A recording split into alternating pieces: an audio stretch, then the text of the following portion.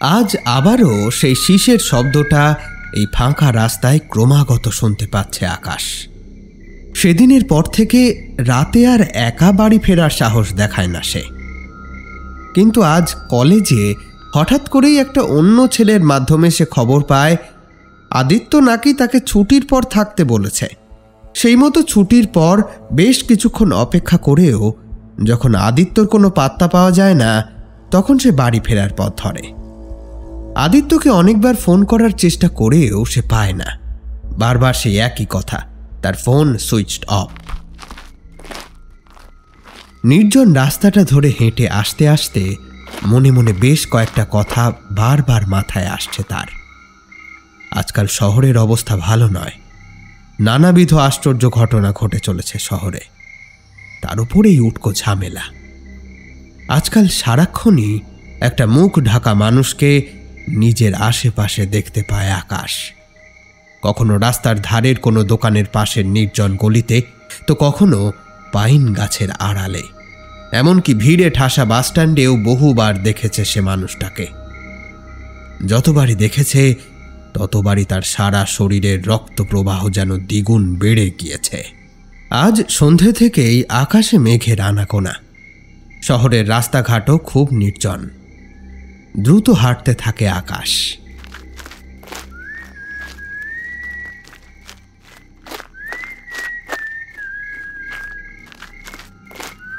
এই সময় আবারও পেছন থেকে ভেসে এলো সেই হাড় কাঁপানো শীষের শব্দ। তার মানে মানুষটা তার খুব কাছাকাছি আছে। আজ আর ওই অন্ধকার গলি ধরবে না ঠিক করলো আকাশ। তার জায়গায় যে চওড়া রাস্তাটা বেশ কিছুটা উঠে গিয়ে বাঁক নিয়েছে সামনে, সেটা ধরেই যাবে। সেখানে রঞ্জিতের ধাবা আছে, সেটা অনেক রাত অবধি খোলাও থাকে। কিছু লোকের দেখা নিশ্চয় মিলবে, এই ভেবে আর সময় নষ্ট না করে সেই পথে পা বাড়ালো আকাশ। দ্রুত বেগে চলার ফলে কিছুক্ষণের মধ্যেই রঞ্জিতের ধাবার কাছে পৌঁছল সে। ওই তো দেখা যাচ্ছে বেশ কিছু মানুষের ভিড়, তার মধ্যে রঞ্জিত বসে আছে কাউন্টারে। যাক, আর ভয় নেই। কথাটা ভেবে সেদিকে পা বাড়াতে যাবে, ঠিক সেই সময় আকাশকে এতটুকুও সতর্ক হওয়ার সুযোগ না দিয়ে পাশের একটা এঁদো গলির অন্ধকারের ভেতর থেকে বেরিয়ে আসে এক কালো পোশাকধারী লোক। আকাশের নাকে একটা রুমাল শক্ত করে চেপে ধরে সে। আকাশ লোকটার হাত থেকে নিজেকে ছাড়াতে গিয়ে টের পায় সে কেমন যেন শক্তি খাটাতে পারছে না। মাথাটা ঝিমঝিম করতে করতে ধীরে ধীরে অজ্ঞান হয়ে যায় সে। কালো পোশাকধারী লোকটা আকাশকে শক্ত করে চেপে ধরে মুহূর্তে টেনে নিয়ে যায় গলির অন্ধকারের মধ্যে। এত সতর্ক থাকা সত্ত্বেও একটা চিৎকার করার সুযোগও পায় না আকাশ।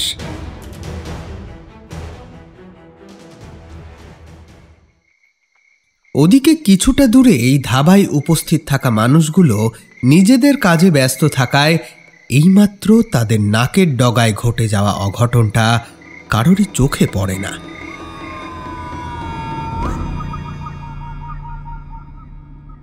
চোখ খুলতেই মাথায় একটা যন্ত্রণা অনুভব করল আকাশ। বেশ কিছুক্ষণ চোখ মুখ কুঁচকে শুয়ে ভাবার চেষ্টা করল সমস্ত ঘটনাটা। অনেকক্ষণ থেকে একটা বিশ্রী মাংস পচা আর ফিনাইল মিশ্রিত গন্ধ তার নাকে আসছে। তাতে শরীরটা বারবার মোচড় দিয়ে উঠছে, গা গুলিয়ে বমি পেয়ে যাচ্ছে তার। এবার ভীষণ ধীরে ধীরে চোখের পাতা সামান্য ফাঁক করল সে। মাথার ওপরে একটা টিমটিমে ম্লান হয়ে যাওয়া হলদেটে আলো চোখে পড়ল তার। আলোটা চোখে পড়তেই পুরোপুরি চোখ মেলে তাকালো। না, কেউ কোথাও নেই। চারিদিকে চোখ বোলাতেই নিজেকে একটা ছোট্ট ঘরের ভেতর বন্দি অবস্থায় পেল সে। মনে মনে বেজায় আশ্চর্য হল, কোথায় আছি আমি? ভীষণ নোংরা দুর্গন্ধময় একটা স্থানে বন্দি সে। রাতের ঘটনাগুলো পরপর মনে পড়ে গেল এবার তার। সে বুঝতে পারল ওটা ছিল ক্লোরোফর্মের গন্ধ। এমন সময় কানে এলো সেই শীষের শব্দটা।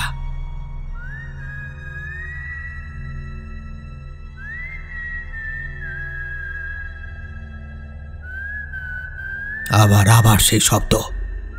তার মানে সেই অজ্ঞাত পরিচয় মানুষটাই তাকে অপহরণ করে নিয়ে এসেছে। সে ভালোভাবে বুঝতে পারছে এক বড় বিপদে ফেঁসে গিয়েছে সে।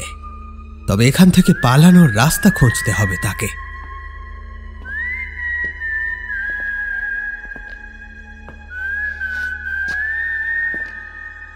শীষের শব্দটা খুব ধীরে ধীরে এগিয়ে আসছে তার দিকে। তার সাথে শোনা যাচ্ছে একটা বুটের শব্দ। এরকম শব্দ সে আগেও শুনেছে, কিন্তু কিছুতেই মনে করতে পারছে না কোথায় শুনেছে সে। পায়ের আওয়াজটা বড় বেশি চেনা লাগছে তার। হঠাৎ করেই এবার তার সামনে থাকা লোহার দরজার ছোট্ট অংশ থেকে একটা ঢাকনা সরে গিয়ে দুটো লাল শিরাযুক্ত চোখ উঁকি দিল। কি মর্মান্তিক সে চাহনি! তার দিকে বেশিক্ষণ তাকিয়ে থাকতে পারে না আকাশ, নিজের চোখ সরিয়ে নেয়। পরক্ষণে ধাতব শব্দে বন্ধ হয়ে গেল সেই লোহার ঢাকা। সঙ্গে সঙ্গে ছুটে গেল আকাশ, চেঁচিয়ে উঠে বলল, ছেড়ে দাও, ছেড়ে দাও আমাকে। কে তুমি? কি অপরাধ করেছি আমি যে আমাকে এখানে বন্ধ করে রেখেছো? ঠিক তখনই তার পাশের ঘরের তালা খোলার ঝনঝন শব্দ পেল সে।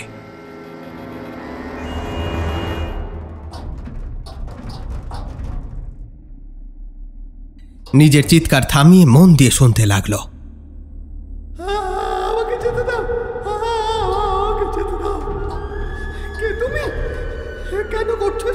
একটা মানুষের তীব্র আর্তনাদ কানে এলো তার। কেউ জোরে জোরে চিৎকার করে বলছে,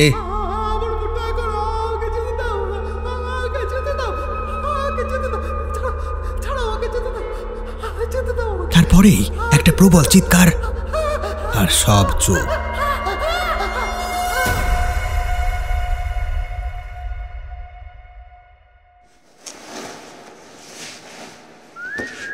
এবার একটা খস খস শব্দ ভেসে এলো কানে, তার সাথে সেই শীষের শব্দ।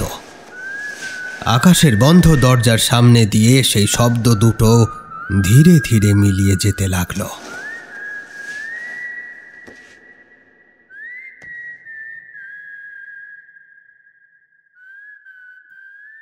পর মুহূর্তেই হঠাৎ করে সব অন্ধকারে ঢেকে গেল। এতক্ষণ যে ম্লান হয়ে যাওয়া আলোর উৎসটা বর্তমান ছিল, এবার সেটাও উবে গিয়ে গভীর অন্ধকারে ঢেকে ফেলল সারা ঘরটাকে। নমস্কার, আমি অয়ন। গল্প কথায় চলছে নবনীতা বোসের কাহিনী লাশ কাটা।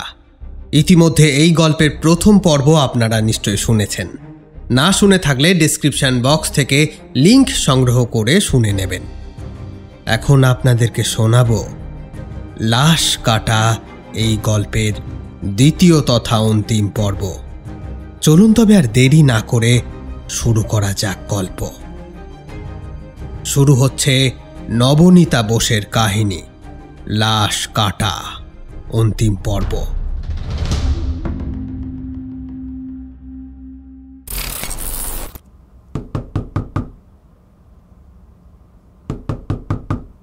চারিদিকে নিস্তব্ধতা ভেদ করে হঠাৎ করে দরজায় জোরে জোরে ধাক্কা পড়তেই হন্তদন্ত হয়ে এগিয়ে গেলেন শশাঙ্ক শেখর।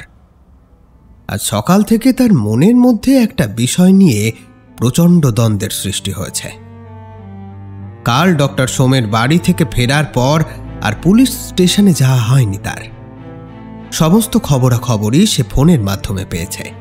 তবে আজ যে খবরটা এসেছে তার কাছে, সেটা তার মনে গভীর প্রভাব ফেলেছে।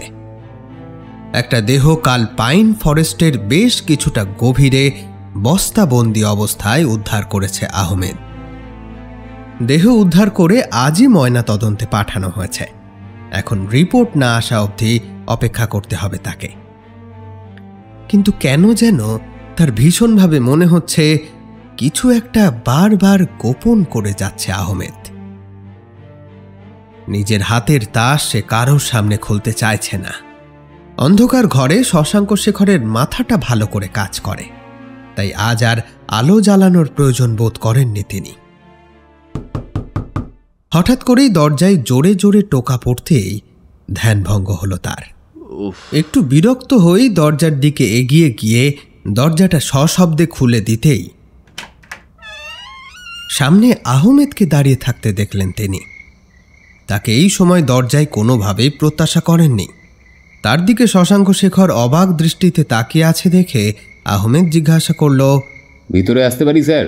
আহমেদের কথায় সম্বিত ফিরল শশাঙ্ক শেখরের। স্বাভাবিক স্বরেই সে বলল, নিশ্চয়ই, ক্ষমা করবে, তোমাকে এখানে দেখার আশা করিনি, তাই একটু অবাক হয়ে গিয়েছিলাম আহমেদ। এর আগে শশাঙ্ক শেখরের বাড়িতে আহমেদ কোনোদিনও পদার্পণ করেনি, তাই ভেতরে ঢুকে সারা বাড়িটা একবার বিস্ময়ের সাথে চোখ বুলিয়ে নিল সে।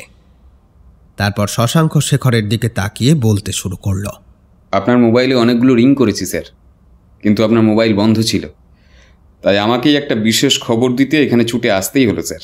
কথাটা শুনে সামান্য ভ্রু কুঁচকে শশাঙ্ক শেখর দ্রুত পায়ে সেখানে থাকা একটা টেবিলের দিকে উঠে গেলেন।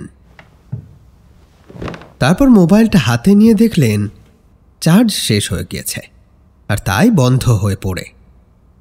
সেটাকে হাতে নিয়েই আহমেদের দিকে তাকাতেই আহমেদ বলল, আকাশ চ্যাটার্জিকে আজ সন্ধে থেকে পাওয়া যাচ্ছে না। তার বন্ধু আদিত্য আমাদের থানায় এসেছিল রিপোর্ট লেখাতে।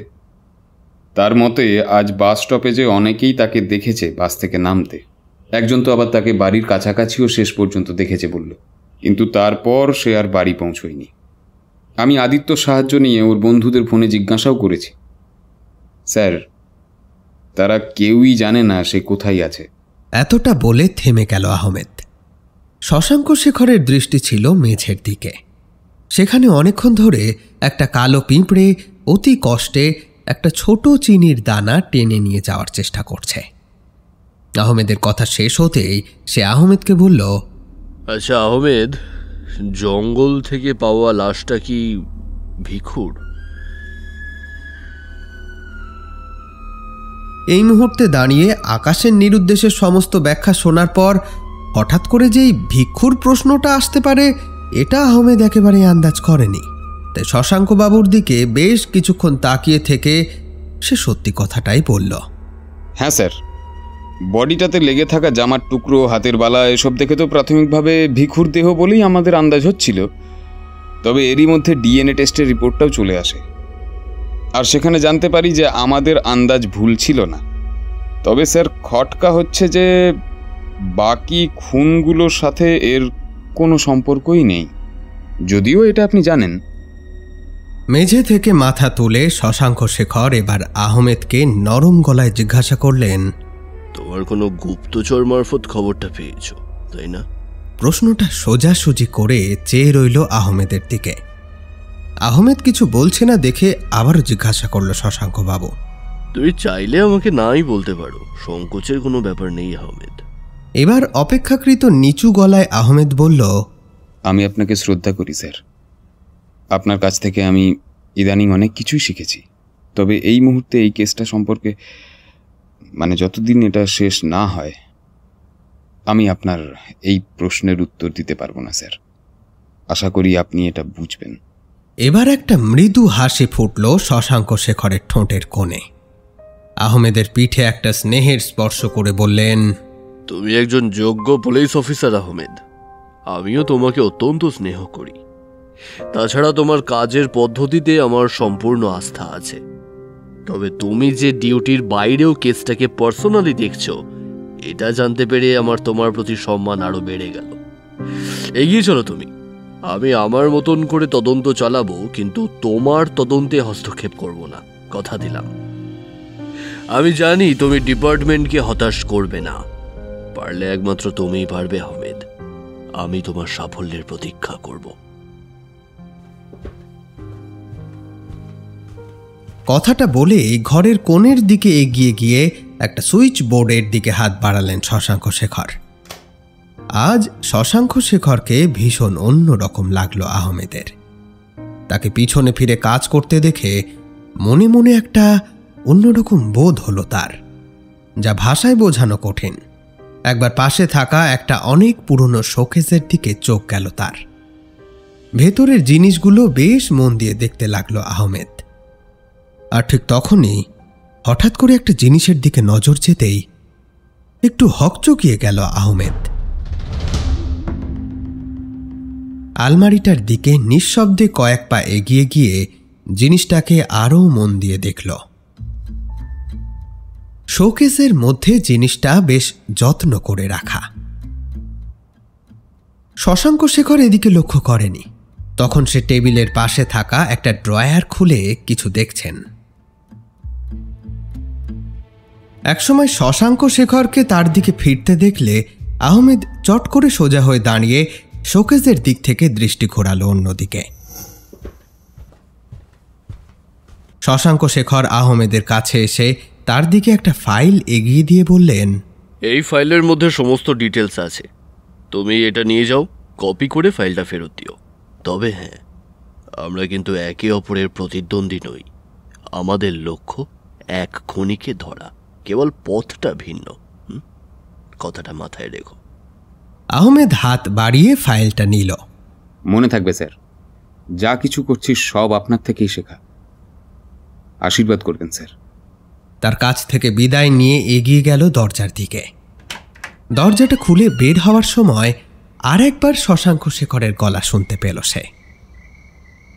আমি তোমার সাফল্যের জন্য অপেক্ষা করব আহমেদ। কথাটা শুনে একবার ঘাড় ঘুরিয়ে তার দিকে তাকালো আহমেদ। তারপর একটা সম্মতিসূচক ঘাড় নেড়ে দ্রুত পায়ে দরজা দিয়ে বেরিয়ে গেল।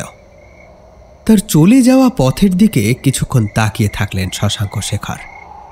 দরজাটা হাট করে খোলা। প্রচণ্ড ঠান্ডা বাতাস এসে ঢুকছে মুহুর্মুহু। বেশ কিছুক্ষণ পর তার মনে হলো দরজাটা এবার বন্ধ করা দরকার। দরজার দিকে এগোতে গিয়ে একবার তার পাশে থাকা শোকেসের দিকে নজর ফেললেন তিনি। সেদিকে তাকিয়েই তার মুখে একটা হাসি খেলে গেল। ধীর পায়ে এগিয়ে গিয়ে বন্ধ করে দিলেন দরজাটা।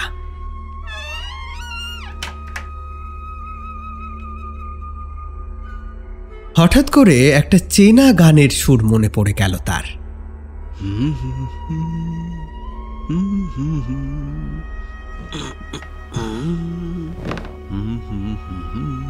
মায়ের গলার স্বরটা যেন বেজে উঠল কানের কাছে। এই গানটা ছোটবেলায় মাকে বহুবার গাইতে শুনেছেন। এই সুরে মায়ের ছোঁয়া আছে। কথাটা ভাবতে ভাবতে দেওয়ালের দিকে হাত বাড়িয়ে আলোর সুইচটা আবারও নিভিয়ে দিলেন শশাঙ্ক শেখর।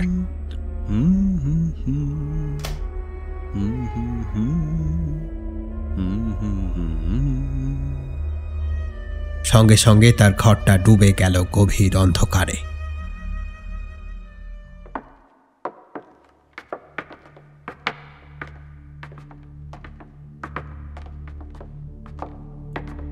নোংরা সিঁড়িটা দিয়ে মনের সুখে শীষ দিতে দিতে উঠে এলো ব্যক্তিটি। কাঁধে একটা মানুষের অচেতন দেহ ঝুলে আছে। অতি সন্তর্পণে দেহটাকে শুইয়ে দিল বিছানার উপরে। তার দিকে বেশ কিছুক্ষণ তাকিয়ে থাকল সে। একটা কম বয়সী যুবকের শরীর। সাদা চাদরে মোড়া বিছানার উপরে এখন নিদ্রামগ্ন। বিছানার সাদা চাদরটায় বিভিন্ন জায়গায় ছড়িয়ে ছিটিয়ে থাকা রক্তের দাগ। আরও ভালো করে দেখলে দেখা যাবে ঘরটা একটা কৃত্রিম অপারেশন থিয়েটার। বিছানার মাথার উপরে জ্বলছে বিশাল এক উজ্জ্বল আলো। টেবিলের উপর বেশ কয়েকটা পাত্রে সাজানো রয়েছে বিভিন্ন মাপের ছুরি, কাঁচি আর নানাবিধ সরঞ্জাম। সামনে দাঁড়ানো ব্যক্তিটির মুখ সবুজ মাস্কে ঢাকা। পরনে সবুজ রঙের অ্যাপ্রন, মাথায় ওই একই রঙের টুপি, হাত ভর্তি সাদা রঙের সার্জিক্যাল গ্লাভস। কোমরে হাত দিয়ে সামনে শোয়ানো ছেলেটির নিদ্রাভঙ্গের অপেক্ষা করছে সে। ঠিক এই সময় ধীরে ধীরে ছেলেটিকে জেগে উঠতে দেখে তার উজ্জ্বল চোখে একটা আনন্দ ঝিলিক খেলে গেল। আজ তার এটা 8 নম্বর অপারেশন। কলেজে পড়তে অ্যানাটমি ল্যাবে সে বহুবার বহু পরীক্ষা নিরীক্ষা করেছিল, কিন্তু জীবন্ত মানুষের সদ্য কাটা দেহাংশের স্বাদ আর তার শরীর থেকে বেরিয়ে আসা তাজা রক্তের গন্ধের কাছে কোনো মরে যাওয়া মানুষের দেহ একেবারেই তুচ্ছ। রক্তের ওই লাল রং তার মনকে সতেজ করে। সেদিন কাগজে নিজের নাম বের হওয়ায় ভীষণ খুশি হয়েছে সে। তার কাজ তাকে রাতারাতি এরকম বিখ্যাত করে তুলেছে। তবে তাকে যে হত্যাকারী সম্বোধন করা হয়েছে সেটা মোটেও ভালো লাগেনি তার। তার পরিবর্তে তাকে একজন গবেষক বললে বেশি খুশি হতো সে।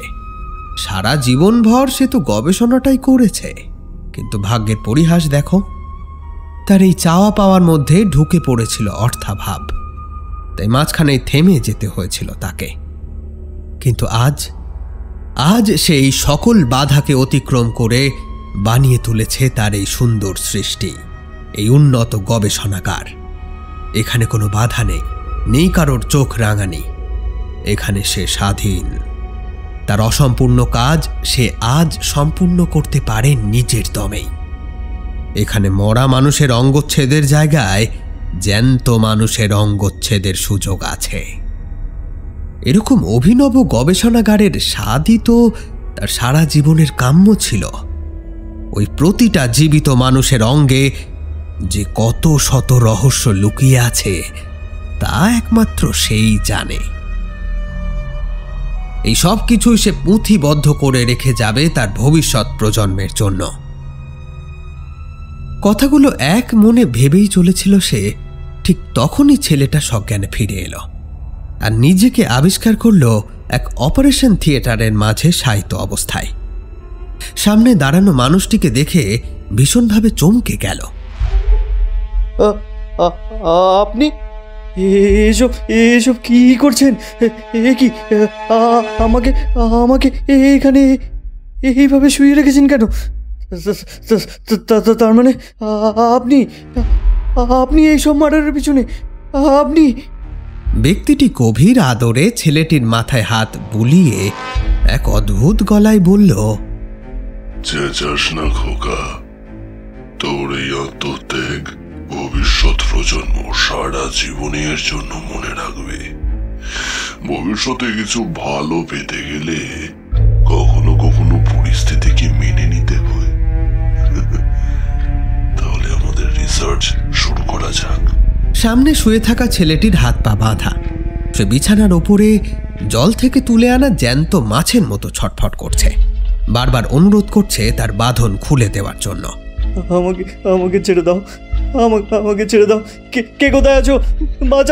বাঁচাও আমাকে, দয়া করে আমাকে ছেড়ে দিন। আমি আপনার কি ক্ষতি করেছি? দয়া করে আমায় ছেড়ে দিন। তবে এই অনুরোধে ব্যক্তিটি বিশেষ আমল দিল না। পাশে রাখা ট্রে থেকে একটা ইঞ্জেকশন তুলে নিয়ে তার ভেতরের তরল সম্পূর্ণটা ঢেলে দিল ছেলেটার রক্তে। পর মুহূর্তেই কাজ হলো। ধীরে ধীরে চিৎকারটা গোঙানিতে পরিণত হলো।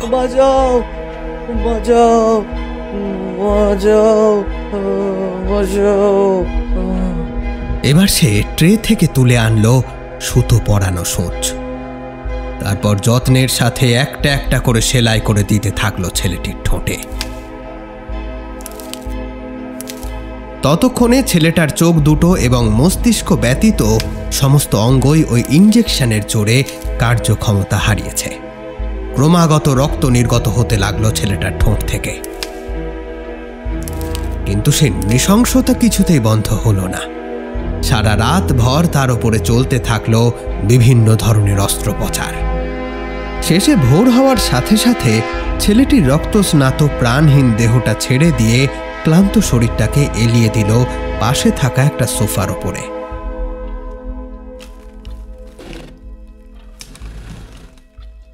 এখনো তার অনেক কাজ বাকি। এখনই তাকে রিপোর্টগুলো লিখে ফেলতে হবে, তারপর অতি যত্নে সংরক্ষণ করতে হবে সব কটি দেহাংশ।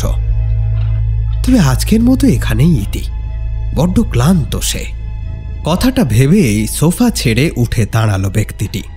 তারপর সিঁড়ি ধরে সোজা ঢুকে গেল তার ঘরে। সেখানে বিছানার পাশের দেওয়ালে টাঙানো আছে একটা আয়না।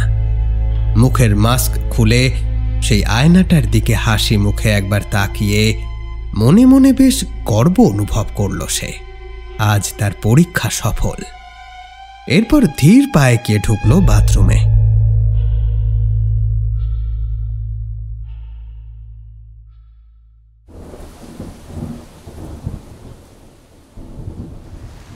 আজ প্রায় 2 দিন ধরে একটানা বৃষ্টিতে একরকম নাজেহাল অবস্থা সারা ডালহৌসি শহরটার। বৃষ্টির জল পড়ার শব্দ কানে এলেও আকাশ দেখবার উপায় নেই। কাছেই কোথাও ঝর্ণার কুলকুল শব্দ কানে আসে রোজ, কিন্তু দেখা যায় না কিছুই। ঘরটার অনেক ওপরে একটা ছোট্ট জানলা আছে যদিও, তবে ওটাকে জানলা বলার চেয়ে একটা বড়সড় ছিদ্র বললে খুব একটা ভুল হবে না। ওই ছিদ্র দিয়ে যখন ভোরের আলো এসে পড়ে সামনের দেওয়ালে, তখন আকাশ বুঝতে পারে যে ভোর হয়েছে। অনেকবার আকাশ চেষ্টা করেছে ওই ছিদ্র অবধি পৌঁছানোর, কিন্তু পারেনি। ঘরের মধ্যে ইঁদুরের দল দৌড়ে বেড়ায়। আকাশের চোখে তারা মুক্ত, তারা চাইলেই মুক্ত বাতাসে শ্বাস নিতে সক্ষম। মাত্র কয়েকদিন আগে সেও বাইরেই এরকম স্বাধীন পৃথিবীরই অংশ ছিল, কিন্তু এখন সে বন্দী। এই অন্ধকার ঘরে বসে বসে সে রোজই বুঝতে পারে মৃত্যু ধীরে ধীরে এগিয়ে আসছে তার জীবনে। আজ প্রায় 3 দিন কেটে গিয়েছে সেই একই জায়গায় বন্দির জীবন কাটাচ্ছে। দরজার নিচের দিকে একটা ছোট্ট খুপড়ি আছে, সেখান দিয়ে রোজ একটা ডাল ভাত ভর্তি থালা কেউ এগিয়ে দিয়ে যায় তার দিকে। এই 3 দিনে প্রতি রাতে প্রায় 3 জন মানুষের আর্তনাদ শুনেছে সে। তার সাথে শুনেছে সেই ভয়ঙ্কর শীষের শব্দটা। প্রতি রাতেই সেই শীষের শব্দটা শুরু হলেই তার অন্তরাত্মা কেঁপে ওঠে। এই বুঝি তার বেঁচে থাকার সময় ফুরল। রোজ রোজ একটু একটু করে ফুরিয়ে আসছে তার সাহসের ভাণ্ডারও। সে বেশ ভালো করেই জানে খুব তাড়াতাড়ি তার পালাও আসতে চলেছে। তার মনে মনে প্রচণ্ড রাগ হয় আদিত্য বা অন্যান্য বন্ধুদের ওপরে। তারা কি কেউ একটুও টের পায়নি যে আজ 3 দিন যাবৎ সে নিরুদ্দেশ? যদি টের পেয়েই থাকে তবে কি করছে তারা? পরক্ষণেই আবার সমস্ত রাগ মন থেকে মুছে গিয়ে গলার কাছটা দলা পাকাতে শুরু করে। একটা কান্না বেরিয়ে আসতে চায় গলা দিয়ে। মনে পড়ে যায় মায়ের মুখটা। মা কি জানে সে নিরুদ্দেশ? যদি জেনে থাকে তবে কি মা কলকাতা থেকে এখানে তাকে খুঁজতে এসেছে? মাকে মনে করে অঝোর ধারায় কেঁদে ফেলে আকাশ। তার এই নরক থেকে যে কোনো উপায়ে মুক্তি চাই, মুক্তি।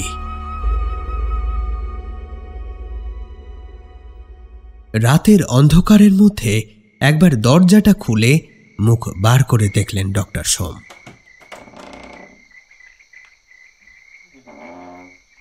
না, সারা পার্বত্য ভূমি এখন নিশ্চিন্তে ঘুমাচ্ছে। আশেপাশে যে কোনো জনপ্রাণীর উপস্থিতি নেই সেই ব্যাপারটা নিশ্চিত করে ধীর পায়ে বাড়ি ছেড়ে বেরোলেন তিনি। তারপর বাড়ির পিছন দিক দিয়ে শাল সেগুনের জঙ্গলের মধ্যে সম্পূর্ণ মিশে গেলেন। অন্ধকারের মধ্যে হেঁটে যেতে যেতে ভাবতে লাগলেন, আজ আজ একটা জীবন্ত মানুষকে পেতেই হবে আমাকে, না হলে আমার এক্সপেরিমেন্ট মাঝ পথেই থেমে যাবে। এতদিন বেশ কিছু বন্য প্রাণীর উপরে এক্সপেরিমেন্ট করে ভালো রেজাল্ট পাওয়া গেছে। এবার সেটা মানুষের উপরে প্রয়োগ করতে পারলেই কেল্লা ফতে। কথাগুলো ভাবতে ভাবতে সামনে এগিয়ে চলেছেন তিনি। কিছুটা যাওয়ার পরই জঙ্গল পাতলা হয়ে সামনে বেরিয়ে পড়ল চওড়া রাস্তা, অর্থাৎ তিনি হাই রোডের কাছে এসে পড়েছেন। সেই রাস্তার একটা দিক ধরে নিচের দিকে নামতে শুরু করলেন আদিনাথ। সামনেই কিছুটা দূরে একটা পাহাড়ি বস্তি আছে। সেখানেই অনেক টাকার বিনিময়ে একজনকে রাজি করাতে পেরেছে বলরাম। তার শরীরটাকে এক্সপেরিমেন্টের জন্য ব্যবহার করবে ডক্টর সোম।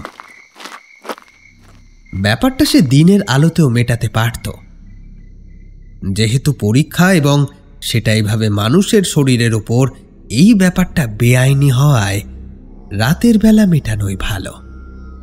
যদিও বলরামকে সে বলেনি যে এই পরীক্ষা করতে গিয়ে মানুষটা মারা যাবে। আর তারপর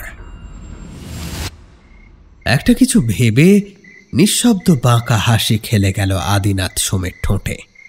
একটু তাড়াতাড়ি পা চালালেন তিনি। বেশ কিছুটা পথ যাবার পরই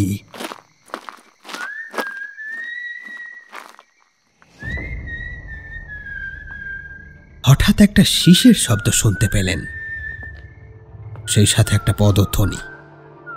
থমকে দাঁড়িয়ে পড়লেন। পদধ্বনিটা যেন তাকে লক্ষ্য করে এগিয়ে আসছে। একবার বুকের ভেতরটা ধক করে উঠল তার। তাহলে কি কেউ তাকে অনুসরণ করেছে? সর্বনাশ! মনে মনে একটা আতঙ্ক সৃষ্টি হলো। আজকাল শহরে যেসব ঘটনা ঘটছে তার সাথে বিশেষভাবে পরিচিত তিনি, তাই যত তাড়াতাড়ি সম্ভব পা চালাতে থাকেন। কিন্তু পিছনে ধেয়ে আসা মানুষটাকে টেক্কা দেওয়ার ক্ষমতা বোধহয় তার নেই। সে যত জোরে পা চালাতে থাকে, পিছনের ব্যক্তিটিও ঠিক তত দ্রুত এগিয়ে আসতে থাকে তার দিকে। বেশ কিছুটা ওইভাবে চলার পর শাল গাছের আড়ালে থাকা একটা অপেক্ষাকৃত অন্ধকার রাস্তার মধ্যে প্রায় দৌড় লাগালেন ডক্টর সোম।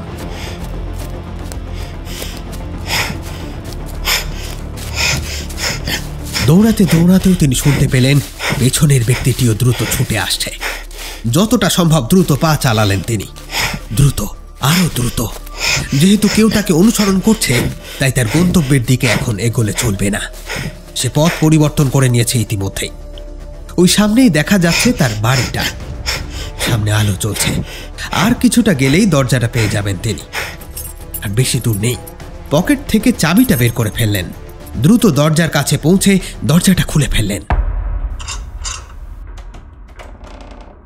কিন্তু ভিতরে ঢোকার ঠিক মুখেই পিঠে একটা শক্ত হাতের স্পর্শ পেয়ে ধীরে ধীরে পিছন ফিরে তাকাতেই কালো পোশাক পরা মানুষটার মুখটা স্পষ্ট হয়ে উঠল। তাকে দেখে প্রচণ্ড আঁতকে উঠলেন। এ যে শশাঙ্ক শেখর। একে অপরের দিকে চেয়ে স্থির হয়ে দাঁড়িয়ে রইলেন এক মুহূর্ত। আর ঠিক তারপরেই একটা নিঃশব্দ হাসি হাসতে হাসতে একে অপরকে বুকে জড়িয়ে ধরলেন।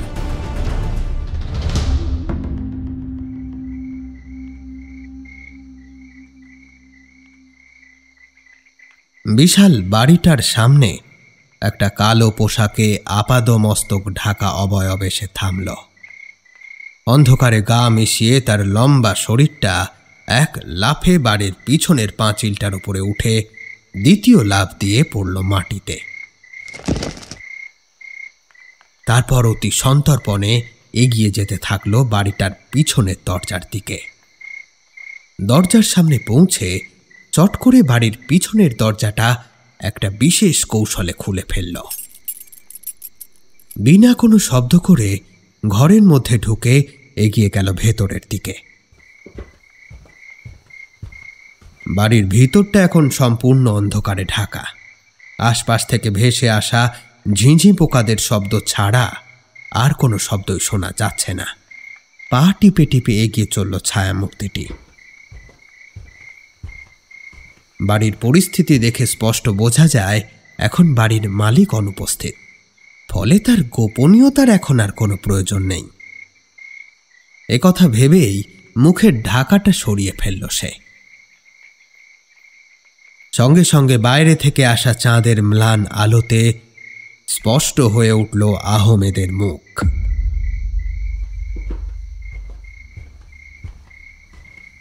সেদিন শশাঙ্ক শেখরের বাড়ির শোকেসে যে জিনিসটাকে মন দিয়ে দেখছিল সেটা কাঠের ফ্রেমে বাঁধানো একটা সার্টিফিকেট। আর তাতে একটা ব্যাপার লক্ষ্য করে চমকে উঠেছিল আহমেদ। তাই আজ সকালেই কাংড়ার মেডিকেল কলেজে হানা দেয় সে। কিন্তু সবচেয়ে আশ্চর্যের বিষয় হলো মেডিকেল কলেজ থেকে আরও একটা সত্য উদ্ঘাটন করেছে সে, আর যার জন্য সে একেবারেই প্রস্তুত ছিল না। নামটা মনে পড়তেই বুকের ভেতরটা ধক করে উঠল। এতক্ষণ ঘরের একটা অন্ধকার কোণায় উবু হয়ে বসে কথাগুলো ভাবছিল আহমেদ। সম্বিত ফিরতেই সেখান থেকে উঠে সামনের দিকে এগিয়ে গেল সে। সুযোগের সদ্ব্যবহার করে সারা বাড়ি তন্ন তন্ন করে খুঁজতে লাগল, কিন্তু বিশেষ কিছুই আবিষ্কার করতে পারল না। কিছুই তো পাচ্ছি না, তবে কি সব বৃথা? সব শেষে ঘরের দেওয়ালগুলোকে পরীক্ষা করল। হাতের তালু দিয়ে ঠুকঠুক করে বাড়ি দিয়ে দেখে চলল। হঠাৎ একটা ঘরের দক্ষিণ পশ্চিম কোণের বড় একটা পেন্টিং তার দৃষ্টি আকর্ষণ করে। এগিয়ে যায় সেই দিকে। একটা বৃহৎ মানব শরীরের পেন্টিং, যেখানে মানুষের পেশিসহ শিরা, উপশিরা এবং হাড়গুলো দৃশ্যমান। এক মুহূর্ত ছবিটাকে দেখল আহমেদ, তারপর তার উপরে হাত দিয়ে মৃদু টোকা দিল। না, এখানেও তো কোনো ফাঁপা শব্দ হচ্ছে না। সেদিক থেকে মুখ ফিরিয়ে চলে আসতেই যাবে, এমন সময় তার নজর যায় ছবিটার পাশে রাখা একটা বুক শেলফের দিকে। কাছে গিয়ে সেটা ধরে একটু টানাটানি করতেই কয়েকটা বই হুড়মুড় করে এসে পড়ে তার পায়ের ওপর। মাটিতে ঝুঁকে বইগুলোকে তুলে পুনরায় শেলফে রাখতে গিয়ে থমকে দাঁড়িয়ে যায়।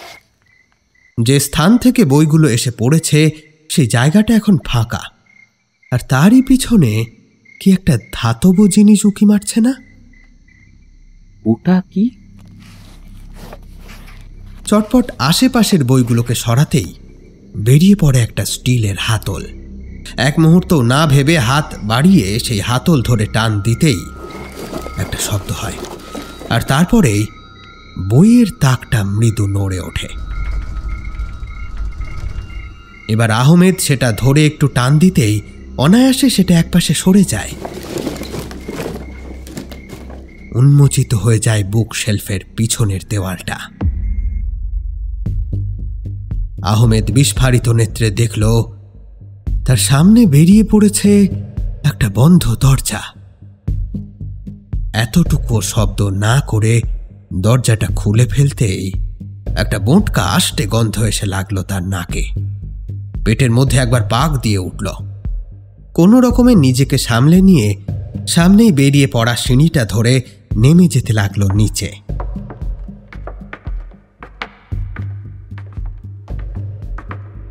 সিঁড়িটা আশ্চর্যজনকভাবে ঘুরে ঘুরে একেবারে মাটির নিচে বেসমেন্টে নেমে গিয়েছে। সেটা ধরে নিচে নামতেই একটা বিশাল হল ঘরের মতো জায়গায় পৌঁছে আশ্চর্য হয়ে গেল আহমেদ। এটা আবার কোথায় এলাম? মাটির নিচে এরকম কিছুর উপস্থিতি কল্পনাও করতে পারেনি সে। নিচে জ্বলছে একটা ম্লান নীলচে আলো, যা সারা ঘরে কেমন একটা মায়াবী পরিবেশের সৃষ্টি করেছে। সেই ঝিম ধরানো আলোতে ঘরের ভিতরে যা দেখতে পেল তাতে তার সারা শরীর হিম হয়ে গেল। তার সামনে ঝুলে আছে প্লাস্টিকের আচ্ছাদনে মোড়া অসংখ্য মৃতদেহ। অপেক্ষাকৃত ঠান্ডা ঘরটার মধ্যে দিয়ে মৃতদেহগুলোকে একে একে সরিয়ে এগিয়ে চলল আহমেদ। প্রতিটা আচ্ছাদনের ভিতরে রাখা আছে মুন্ডুহীন মৃতদেহ। যতই এগোচ্ছে ততই মৃতদেহগুলোর বৈশিষ্ট্য তার মনকে অস্থির করে তুলছে। দেহগুলোর শরীর ছাড়া বাকি অংশ নিখোঁজ। হাত পায়ের জায়গাগুলো নিখুঁতভাবে কেটে বাদ দেওয়া হয়েছে। মনে মনে ভাবল, এত নৃশংসতা কোনো মানুষের পক্ষে কিভাবে সম্ভব? ওই ব্যক্তি কি আসলেই মানুষ, নাকি মানুষরূপী কোনো পিশাচ? আরো কিছুটা এগিয়ে একটা সাদা রঙের বড় বাক্স চোখে পড়ল তার। বাক্সর দিকে এগিয়ে গিয়ে তাতে হাত রাখতেই একটা ঠান্ডা অনুভূতি পেল। অবাক হয়ে ভাবল, তাহলে এটা একটা ফ্রিজার? কাঁপা কাঁপা হাতে ফ্রিজারের ঢাকনাটা খুলতেই চমকে বেশ কয়েক পা পিছিয়ে গেল আহমেদ। আবারও কিছুটা সময় নিল, নিজেকে সামলে দুরু দুরু বুকে দেখার চেষ্টা করল। সাদা বাক্সটার মধ্যে রাখা আছে অসংখ্য কাটা হাত পা। মানুষের ওই রকম কাটা দেহাংশ দেখে আর নিজেকে সামলাতে পারল না আহমেদ। এবার সে বমি করে ফেলল।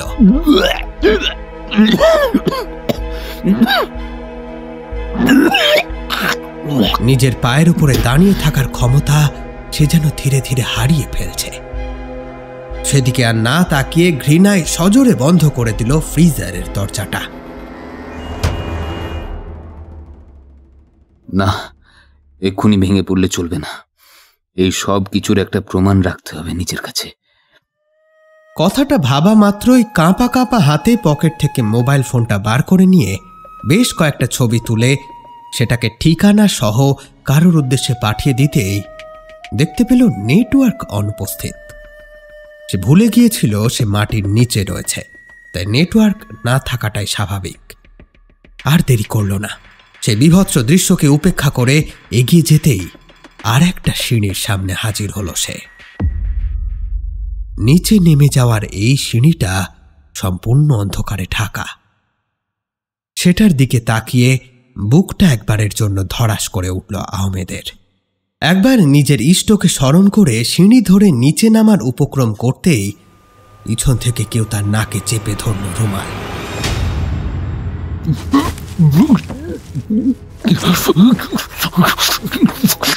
প্লাস্টিকের আচ্ছাদনের মাঝে একটা ধস্তাধস্তি চলল কিছুক্ষণ, কিন্তু পিছনের ব্যক্তিটির সাথে কোনোভাবেই শক্তিতে এঁটে উঠতে পারল না আহমেদ। কিছুক্ষণের মধ্যেই ক্লোরোফর্মের গন্ধে জ্ঞান হারিয়ে নেতিয়ে পড়ল তার দেহ।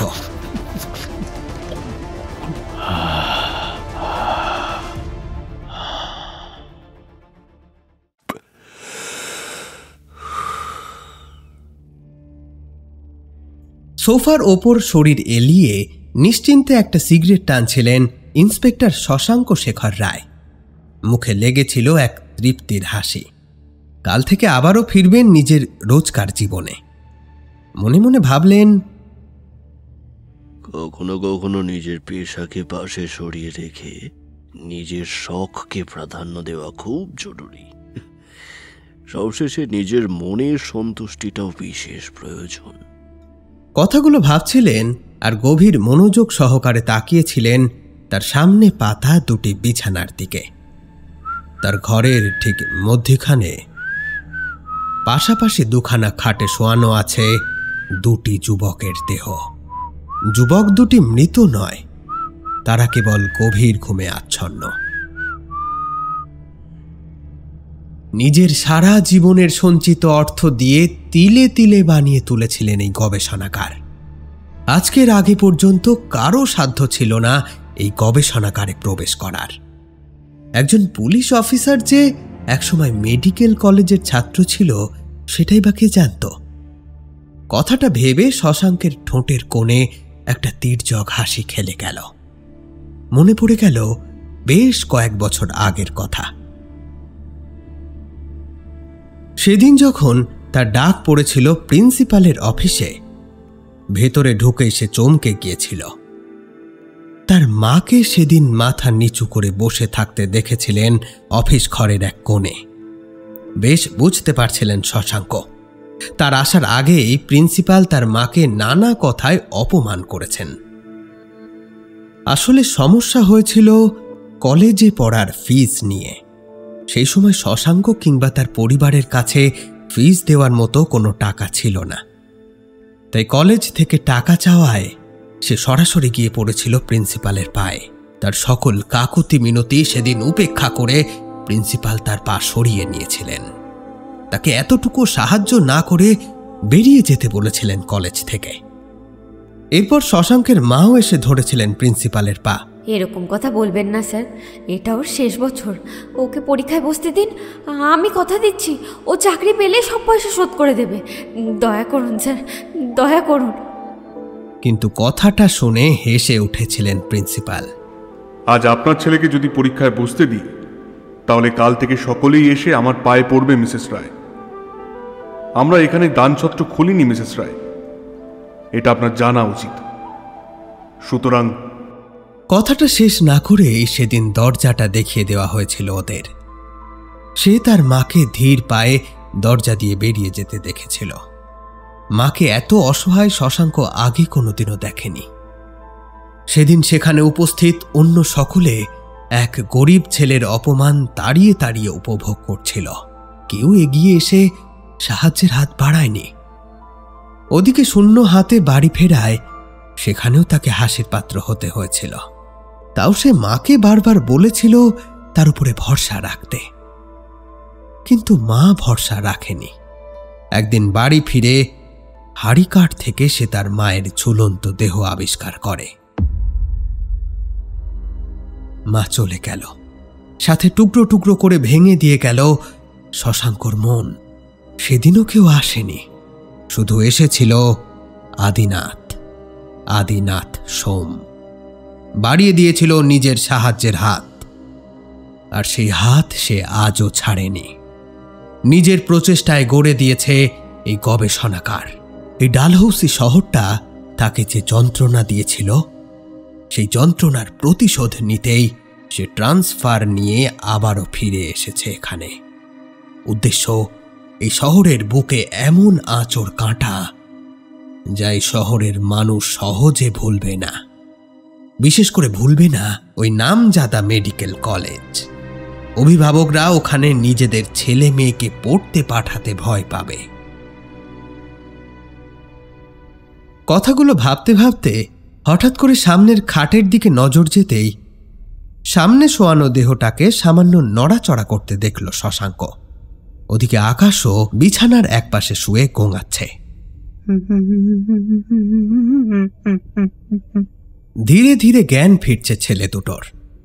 নাকের তলায় থাকা চওড়া গোঁফের ফাঁকে একটা বাঁকা হাসি ফুটে উঠল শশাঙ্কর। এখনো পর্যন্ত 8খানা মানুষের ওপরে ছুরি চালিয়েছে সে, তবে ভগবান তার উপরে সহৃদয়। একদম বিনা পরিশ্রমে সে পেয়ে গিয়েছে আদিত্যকে। আজ আদিনাথের কাছে নিজের বন্ধুর শোক প্রকাশ করতে এসেছিল ছেলেটা, আর তারপরেই তার কষ্ট দেখে তাকে তার বন্ধুর কাছে পাঠিয়ে দেয় আদিনাথ। ওদিকে ঘরের আর এক কোণে একটা চেয়ারের সাথে আষ্টে পৃষ্ঠে বেঁধে রাখা আহমেদেরও জ্ঞান ফিরতে দেখে বেশ প্রফুল্ল বোধ করল শশাঙ্ক। আজ সবুজ পোশাকে তার সাথে যোগ দিয়েছে আদিনাথও। আহমেদের সাথে শশাঙ্কের কোনো শত্রুতা নেই, সে মেডিকেল কলেজের ছাত্রও নয়। তবে আদিনাথের একটা শেষ এক্সপেরিমেন্ট এখনো বাকি, যে কারণে সেদিন ভিখুকে আনতে চেয়েছিল এই গবেষণাগারে। কিন্তু দুঃখের বিষয় এই যে সে তার আঘাত সহ্য করতে পারল না, বেচারা মরেই গেল। তবে আজ সুযোগের সদ্ব্যবহার করতে সে ছাড়বে না। ওয়েলকাম মাই ফ্রেন্ডস, আমার গবেষণাগারে তোমাদের স্বাগত। কথাটা হাসি মুখে বলল শশাঙ্ক। ওদিকে আকাশ আর আদিত্য দুজনেই সজ্ঞানে ফিরেছে। শশাঙ্ক আর ডক্টর সোমকে সামনে দাঁড়িয়ে থাকতে দেখে বেশ অবাক হয়েছে তারা। জ্ঞান ফিরে আহমেদ যদিও শশাঙ্ক আর আদিনাথকে দেখে এতটুকু আশ্চর্য হয়নি। কষ্ট দিচ্ছে তার মাথার মধ্যে অসহ্য যন্ত্রণাটা, তবুও সামান্য হেসে বলল, খুনগুলোর সাথে যে আপনারা যুক্ত সেটা আমি আগেই জানতে পেরে গিয়েছিলাম। তবে স্যার, আমি আপনার কাছ থেকে এরকম কিছু সত্যি আশা করিনি। আমি আপনাকে ভীষণ শ্রদ্ধা করতাম স্যার, কিন্তু আপনি যে আপনার মনের শান্তির জন্য মানুষের প্রাণ পর্যন্ত নিতে পারেন, আমি সেটা ভাবিনি। তবে ডক্টর সোমের উপরে আমার সন্দেহ প্রথম থেকেই ছিল, তাই তো আমি আমার চর লাগিয়েছিলাম আপনার ঘরে। কি ভেবেছিলেন বলরাম আপনাকে এক্সপেরিমেন্টের জন্য মানুষ জোগাড় করে দেবে, আর আপনি তার শরীর নিয়ে যা খুশি তাই করবেন, পরীক্ষা ঘরের ইঁদুর বানাবেন তাকে? ছি ছি ছি ছি ছি ছি ছি ছি। আদিনাথ বাবু, আজ যদি আপনি বলরামের বাড়ি পৌঁছে যেতেন তাহলে আপনাকে ধরা আমাদের পক্ষে বেশ সহজ হয়ে যেত। আহমেদের কথা শুনে রাগে চিৎকার করে উঠল আদিনাথ। নেমো খারাপ বজ্জাত, আমি বলরামকে আশ্রয় দিয়েছিলাম আর ও আমাকে পুলিশে ধরাতে চায়। নেমো খারাম আপনি কাকে বলছেন ডক্টর সোম? আপনি অপরাধী জেনেও মানুষটা সেদিন আপনার করা খুনকে চাপিয়ে দিয়েছিল শশাঙ্ক স্যারের উপরে। সে একবার হলেও আপনাকে বাঁচাতে তো চেয়েছিল, আপনি সেটা জানেন। ভিকুকে আপনিই মেরেছেন, আর এখন আপনি তাকে বজ্জাত বলছেন? রাগে গর্জে উঠল শশাঙ্ক। তাহলে ওই খুনটা তুই করেছিলি আদিনাথ? আর তোর পোষা কুকুরটা তার দায় আমার ঘাড়ে চাপাতে চেয়েছিল। এত বড় কথাটা তুই আমার কাছে লুকিয়ে গিয়েছিলি? আমিও এমনটাই ভেবেছিলাম যে ওই খুনটা তুই করেছিস। তাই সেদিন আমি তোর বাড়ি এসেছিলাম। সাথে সাথে তোর ওপরে পাণ্ডেজি যে নজর রেখেছে সেটা সম্বন্ধে আমি তোকে সাবধান করে গিয়েছিলাম। তোর বাড়িতে তোর চাকরকে দেখে আমি অভিনয় চালিয়ে যেতে বাধ্য হই সেদিন। বিশ্বাস কর কাজটা ভুলবশত হয়েছিল। আমি এখন বুঝতে পারছি আসলে সবটাই এদের যোগসাজশ। তবে আমাকে বাঁচাতে নয়, বলরামই মার্ডারটাকে ওইভাবে সাজিয়েছিল আমাদেরকে ফাঁসাতে। এতে আমার কোনো হাত ছিল না। শয়তানটা যে পুলিশের চর তা যদি ঘুণাক্ষরেও টের পেতাম শশাঙ্ক, তাহলে ও আজ আমাদের এই ঘরে। ও শাট আপ! আমার মাথাটা যন্ত্রণায় ফেটে যাচ্ছে। কথাটা ভীষণ বিরক্তির সাথে বলে উঠল আদিত্য। তারপর আদিনাথ আর শশাঙ্ক দুইজনকেই উদ্দেশ্য করে বলল, আপনারা দুজনেই এক একটা স্কাউন্ড্রেল। আমাদের নিয়ে কি করতে চান আপনারা?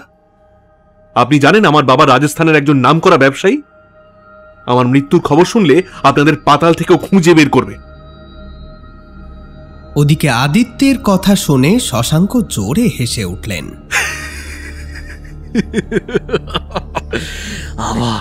আবার সেই পয়সার গরম।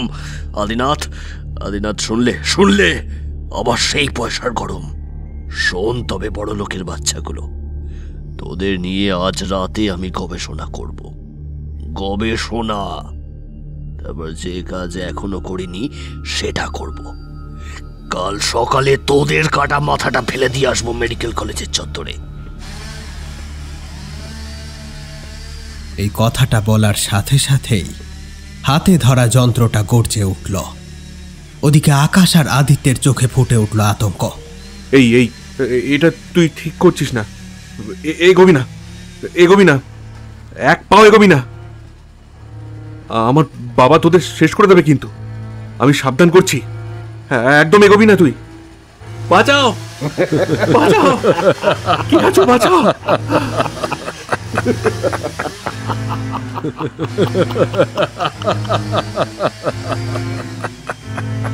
আহমেদ তাকিয়ে তাকিয়ে দেখল রক্ষক কেমন করে ভক্ষক হয়ে উঠেছে আজ।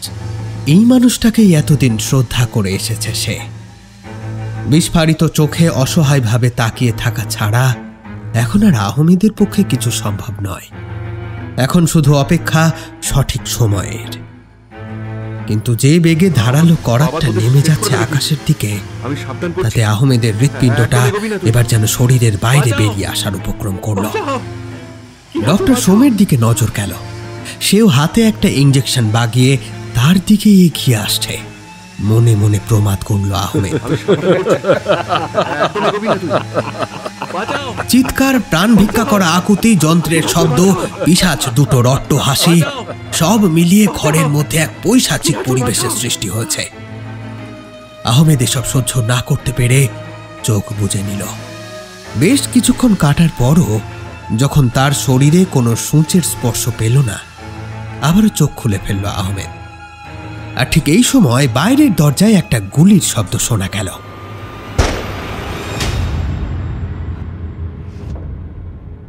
ঘটনাটা বোঝবার আগেই শশাঙ্ক আর আদিনাথকে অবাক করে দিয়ে ঘরের মধ্যে পিলপিলিয়ে ঢুকল পুলিশের দল। তাদের পিছু পিছু বিচলিত বদনে ঢুকে এলো বলরাম আর মনীষ পাণ্ডে। একবার ঘরের চারিদিকে নজর বুলিয়ে আহমেদকে দেখতে পেল। ততক্ষণে বেশ কয়েকজন পুলিশ ঘিরে ধরেছে ডক্টর সোমকে। হঠাৎ করে চিৎকার করে উঠল শশাঙ্ক, আর এক পায়ে দিকে এলে মুন্ডু উড়ে যাবে ছেলেটার। ততক্ষণে মনীষ পাণ্ডের ইশারায় একজন কনস্টেবল আহমেদের বন্ধন খুলে দিয়েছে। শশাঙ্ক বাবুর উদ্দেশ্যে আহমেদ বলল, আপনি আমার প্রেরণা ছিলেন স্যার, কিন্তু আপনি এসব কি করছেন? আমি বলেছিলাম না আহমেদ, তুমি এই কেসটা সলভ করতে পারবে। আমি তোমার জন্য অপেক্ষা করব। দেখো, আমার বলা কথাই সত্যি হলো। কিন্তু আমার কাজ সম্পূর্ণ না করে যে আমার রেহাই নেই আহমেদ। মাঝে ওপর থেকে দেখছেন।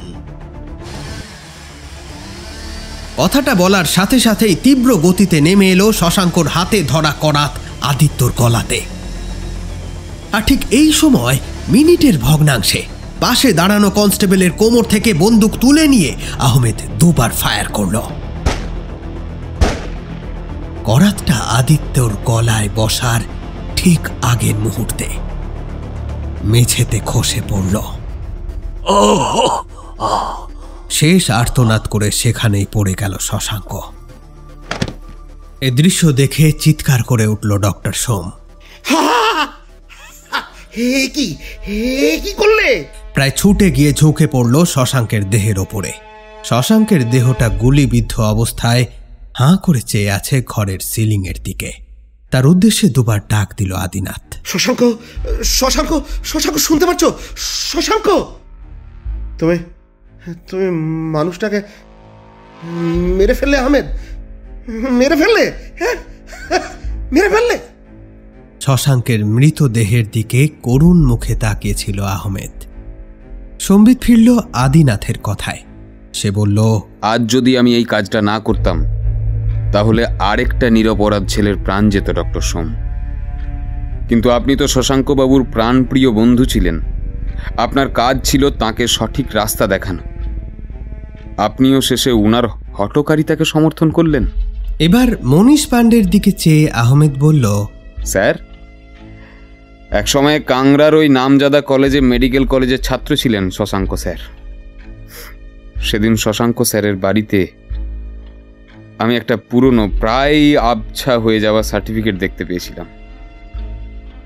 তবে শুধু তাই না, মেডিকেল কলেজের লিস্টে সে বছর শশাঙ্ক স্যারের ব্যাচে আরেকজন মানুষেরও নাম ছিল। সেই নামটা দেখে আমি তো একেবারে চমকে গিয়েছিলাম।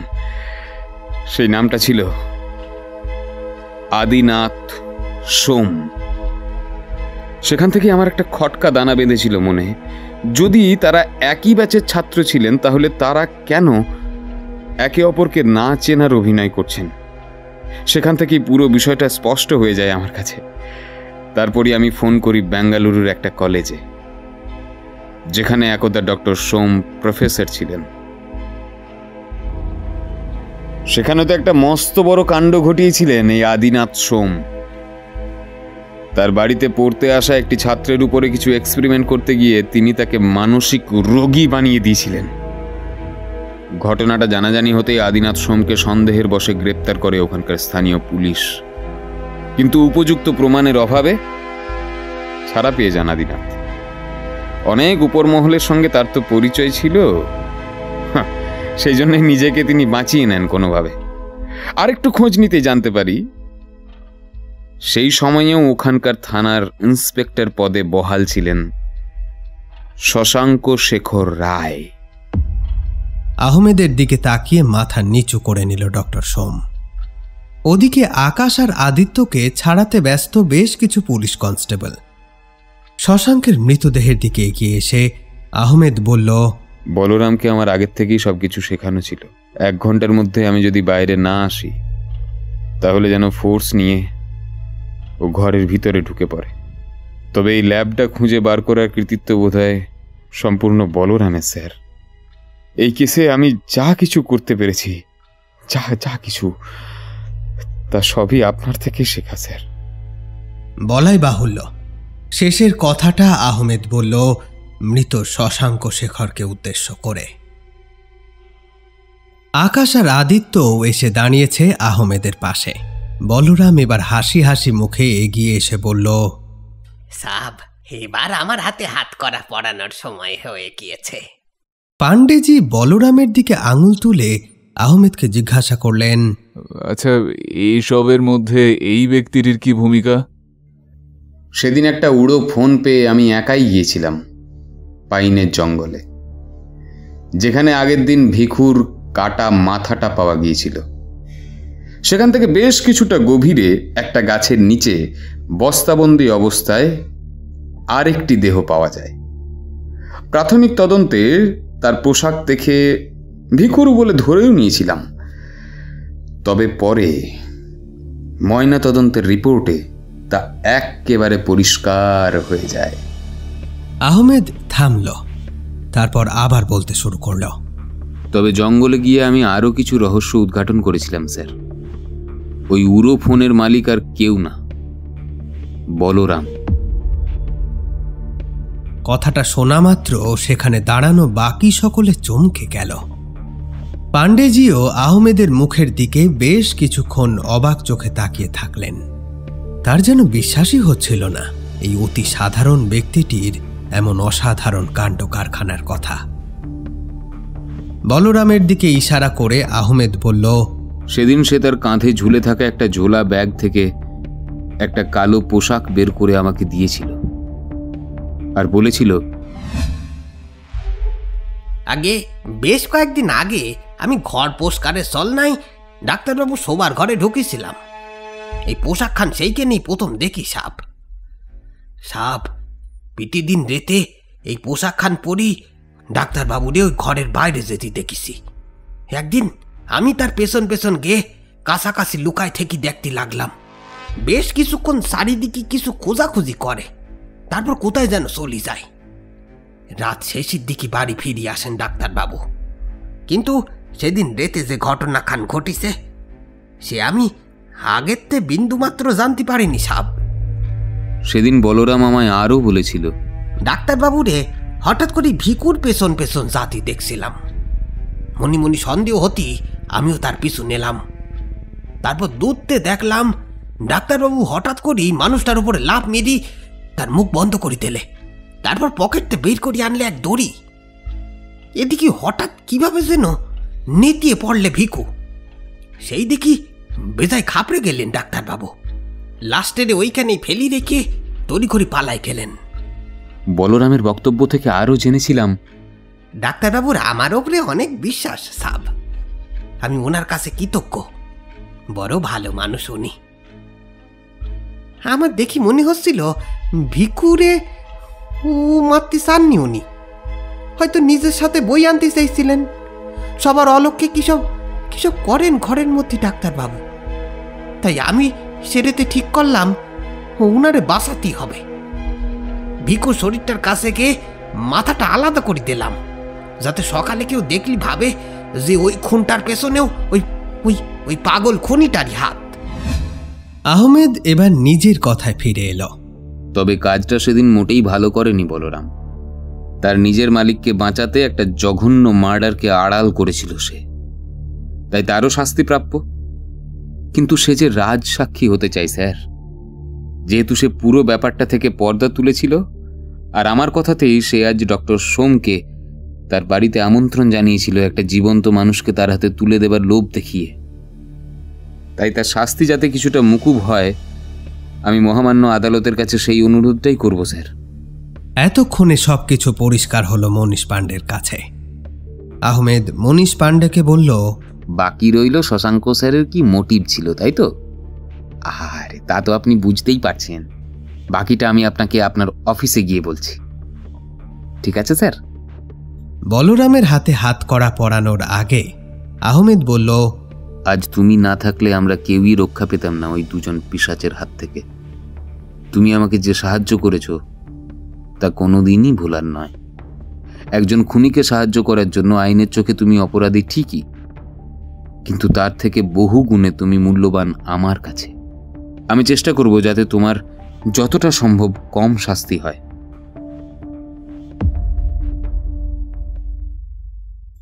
ডক্টর সোমের বাড়ি ছেড়ে যখন তারা সকলে বেরিয়ে এলো, তখন আকাশে লালের আভা দেখা দিয়েছে। সেই আলো এসে পড়েছে সামনের উঁচু পাহাড়ের চূড়ায়। পাশে শাল সেগুনের জঙ্গলে পাখিদের কলতান শোনা যায়। বাড়ির বাইরে মুক্ত বাতাসে একবার প্রাণ ভরে ঘ্রাণ নিল আহমেদ। কাল রাতের নারকীয় দৃশ্যগুলো হয়তো সারা জীবন তার মনে থেকে যাবে। একবার শশাঙ্ক শেখরের স্নেহ ভরা মুখটার কথা মনে পড়ে গেল তার। বলরামকে আর বাকিদের সাথে পুলিশের জিপে তুলে নিজের জিপের দিকে এগিয়ে গেল আহমেদ। মনে মনে ভাবল, আজকের মতো কাজ শেষ, এবার তো বাড়ি ফিরতে হবে। আমি নিশ্চয়ই অপেক্ষা করছি আমার জন্যে।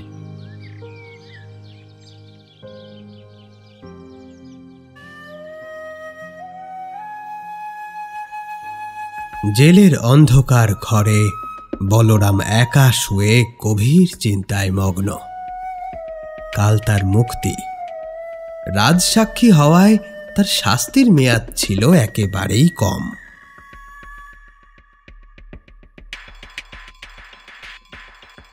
আর কিছু মুহূর্ত, তারপরেই আমি মুক্ত। আমার সব পরিকল্পনা সফল।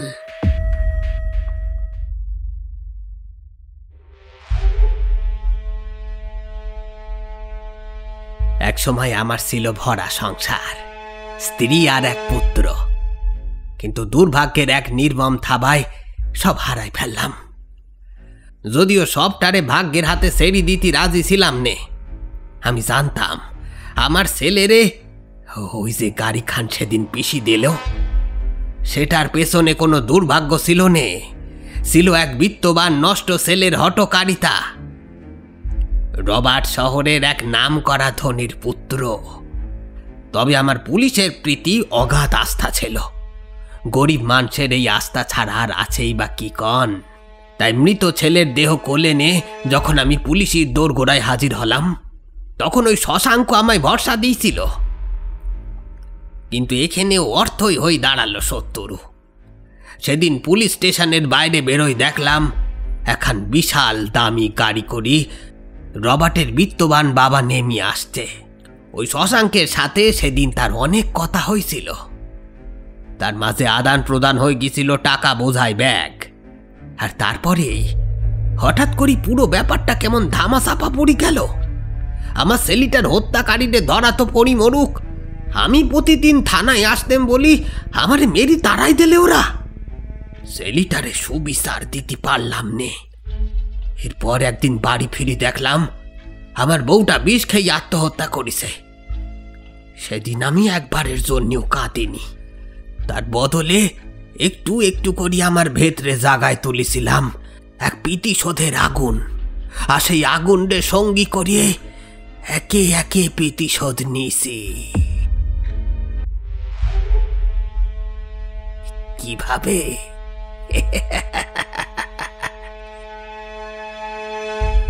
সকলে ভেবেছিল সব অপরাধ শশাঙ্ক শেখর আর ওই ডাক্তার বাবুর, কিন্তু না না না, পরিকল্পনা খানা তো আমার।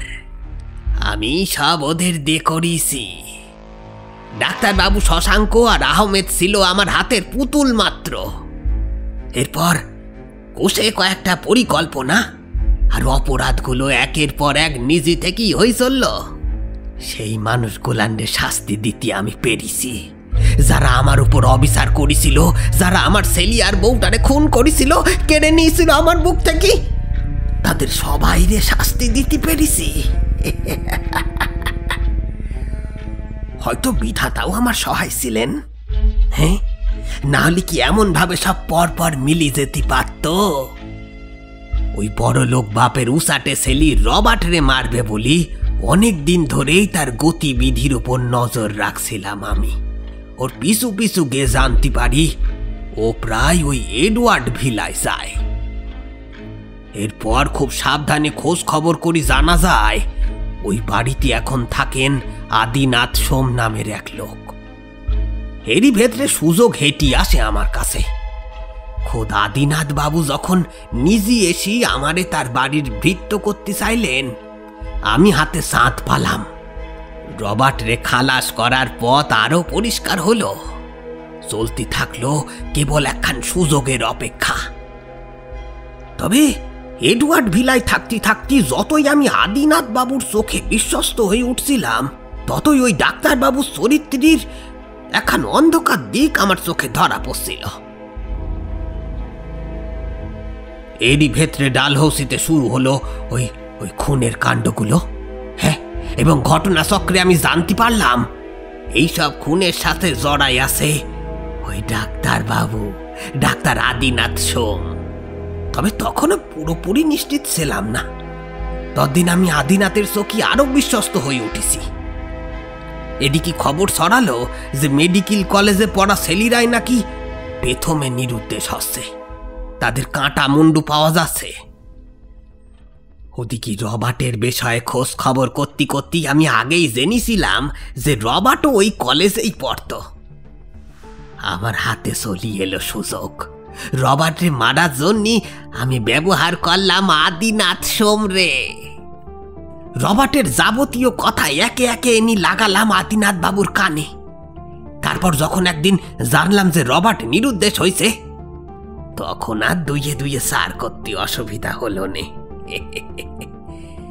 সেই দিন নিশ্চিত হলাম, তার মানে এইসব খুন, অপহরণ, এসবের সাথে আদিনাথ বাবুই জড়াই আছে। এরপরের সুযোগটাও হেঁটে এলো। ধীরে ধীরে আদিনাথ বাবু যখন বুঝলেন যে আমি চুপি সারে তারে সাহায্য করি চলিছি শিকার খুঁজতি, তখন তিনি আমারে তার কর্মকাণ্ডের হেতু বললেন। আমিও হয়ে উঠলাম তার সঙ্গী। আসলে আদিনাথ আমারে তার সঙ্গী করেনি, আমি তারে আমার পরিকল্পনার জালে এমন ভাবে জড়াইছিলাম যে সে না বুঝেই তাতে ফেসে গেছিল। আরে একটা সময় আমারে তার সঙ্গী করতে বাধ্য হয়েছিল, তবে তারে এতটুকু সন্দেহ হতে দিইনি আমি। এরপর আদিনাথের চোখে বিশ্বস্ত হতি একে একে সব বড় লোকের বাচ্চাদের খুঁজে খুঁজে এনে দিচ্ছিলাম। এভাবে কাটছিল দিনের পর দিন। এবার যে সুযোগটা হেঁটে এলো আমার কাছে, তার জন্য আমি সত্যি ভগবানের কাছে চিরজীবন কৃতজ্ঞ থাকব। সেদিন রাতের ঘটনা।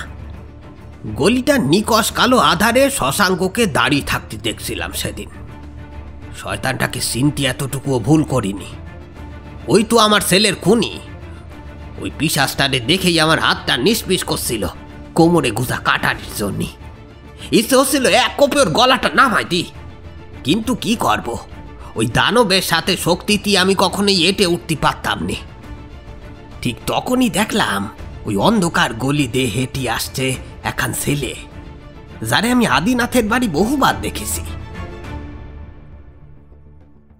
এবার দেখলাম শশাঙ্ক তার মাথার বাদুড়ে টুপি খান মুখ পর্যন্ত টেনে নিয়ে এগোই গেল। ব্যাপারটা কি হচ্ছে বোঝার জন্য আমিও তার পিছু নিলাম। শেষই যখন শশাঙ্ক নিজের কাঁধের ব্যাগখান ছুঁড়ে ফেলল আর তার ভেতরতে রবার্টের কাটা মাথাখান ছিটকে বেরোই এলো, তখন পুরো বিষয়খান আমার কাছে দিনের আলোর মতো পরিষ্কার হয়ে গেল।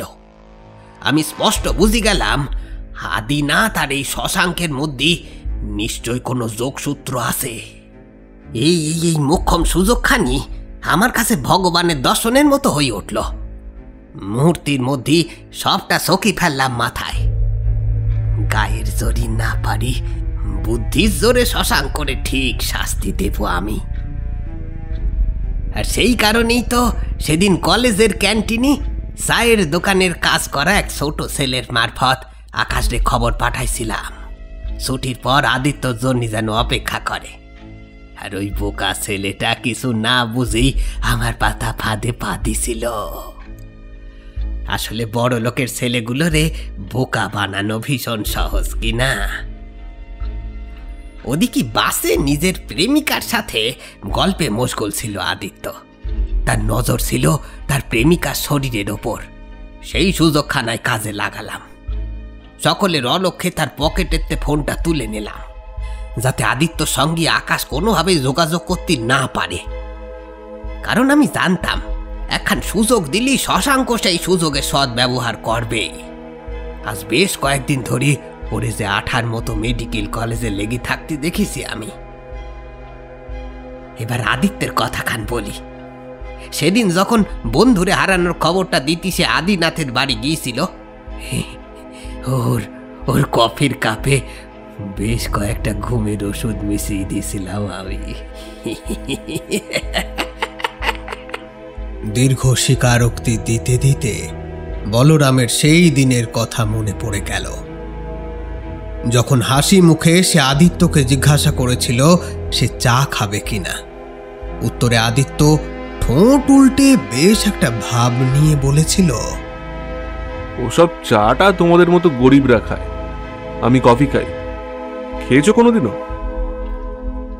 সেদিন ওদের অপমানে মাথা নিচু করে চলি গেলিও আদিত্যরে আমি ভুলিনি। তাই তো নিজের তরফতে এক কাপ সুস্বাদু কফি দিয়েছিলাম ওরে।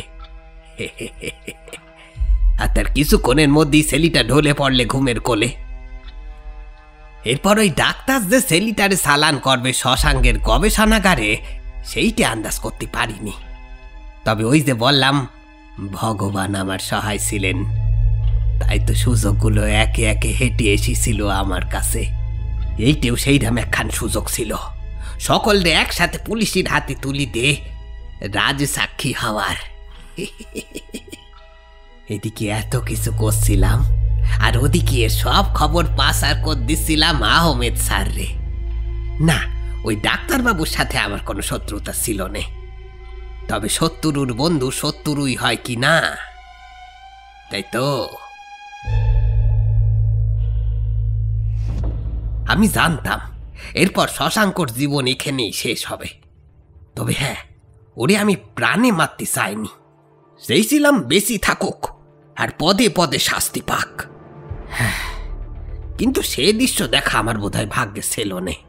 কিন্তু ভিকো ছিল আমার বন্ধু, তার উপরে নিজেরে পুলিশের চোখি আর আদিনাথের চোখি সুস্থ রাখার দরকার ছিল কি না, না হলে যে কেউ আমার বিশ্বাস করতো না।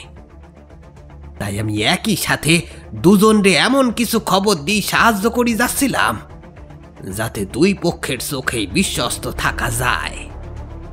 তাছাড়া আহমেদ স্যাররে সাহায্য করি রাজ সাক্ষী হওয়ার পেছনে আরো একখান কারণ ছিল বটে। এতগুলান মানুষরে যে মারলাম, তারপরেও আজ আমার মান সকলে চোখে সমান থাকবে, কেউ আমারে সন্দেহ করবে না। এত কিছু করার পরও এই ডালহৌসি শহরে সকলে চোখের সামনে আমি থেকে যাব, কেউ আমার কিছু করতে পারবে না, কারণ সকলে জানে আমি নিরীহ গোবেচারা। আর তাতে আমার এই কুজো শরীর খান, হ্যাঁ, আমারে অনেক সাহায্য করেছে। আমার মতো সাধারণ মানুষের দিকে কোনোদিনও নজর যাবে না কারোর।